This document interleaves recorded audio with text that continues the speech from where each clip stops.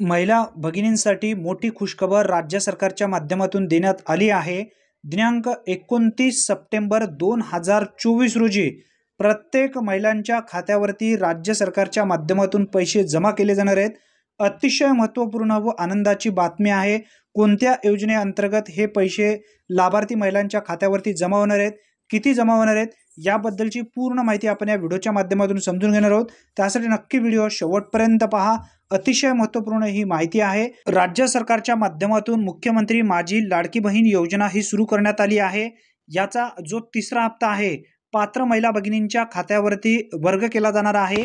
29 September 2024 रोजी भरपूर अशा महिला भगिनींच्या खात्यावरती पैसे जमा झालेले आहेत। काही महिला भगिनींच्या खात्यावरती आतापर्यंत पैसे आलेले नाही आहेत। ज्या भगिनींच्या खात्यावरती पैसे आलेले नाही आहेत अशा सर्व भगिनींच्या खात्यावरती हे पैसे येणार आहेत, ज्यांचे अर्ज मंजूर झालेले आहेत। भरपूर अशा भगिनींच्या खात्यावरती 3000 रुपये जमा झालेले आहेत। अशा भगिनींच्या खात्यावरती आता 1500 रुपये जमा होणार आहेत। ज्या भगिनींच्या खात्यावरती 4500 रुपये जमा झालेले आहेत अशा भगिनींच्या खात्यावरती आता पैसे जमा होणार नाहीत। पुढील महिन्यामध्ये त्यांचे हे पैसे जमा होणार आहेत।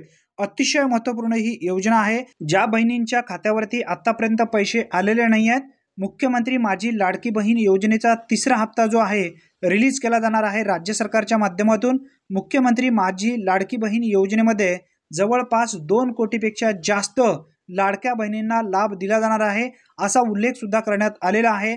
राज्याचे महिला व बालविकास मंत्री अदिती तटकरे यांच्या माध्यमातून स्पष्टपणे सांगण्यात आलेलं आहे, ज्या भगिनींच्या खात्यावरती आतापर्यंत पैसे आलेले नाही आहेत, ज्यांची त्रुटी काय नाही, अशा सर्व महिला भगिनींच्या खात्यावरती हे पैसे जमा होणार आहेत। जर तुमच्या खात्यावरती 29 तारखेला पैसे नाही आले तर 30 तारखेला कन्फर्म येऊन जाणार आहेत। धन्यवाद, पुन्हा भेटूया।